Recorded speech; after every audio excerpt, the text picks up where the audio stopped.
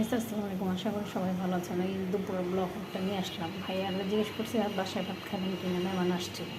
বলছে যে না, কখন কাজ শেষ হয়ে করতে পারি না, দেখেন আর হুট করে এসে পড়ছে। আমি কিচ্ছুই রান্না করিনি, তারা হয় ভাত বসাইলাম।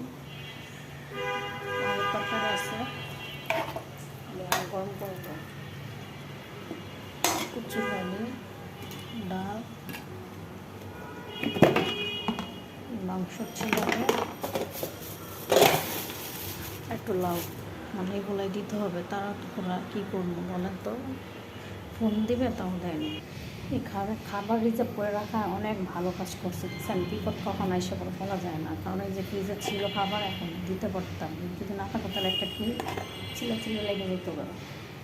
তো ভাগ্যিস আল্লাহর রহমতে সব খাবারই আছে, টুকটাক দেওয়া যেত, মানুষ থাকবে। বুঝছি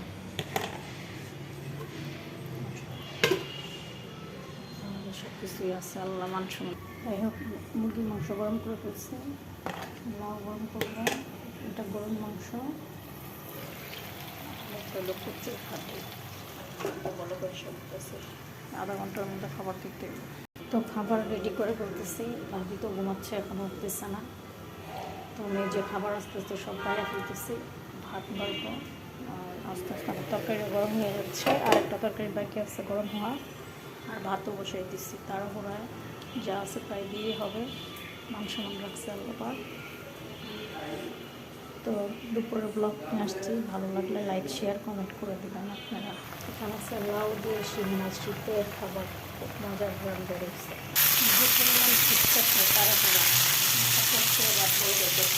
তো গাইস, আধা ঘন্টার মধ্যে আমার রান্না শেষ। ডাল খাবার দিতে পারবো। দেখছেন ভাত দিয়ে ধোয়া উঠতেছে কেমন করে, তাড়াহুড়ো রান্না।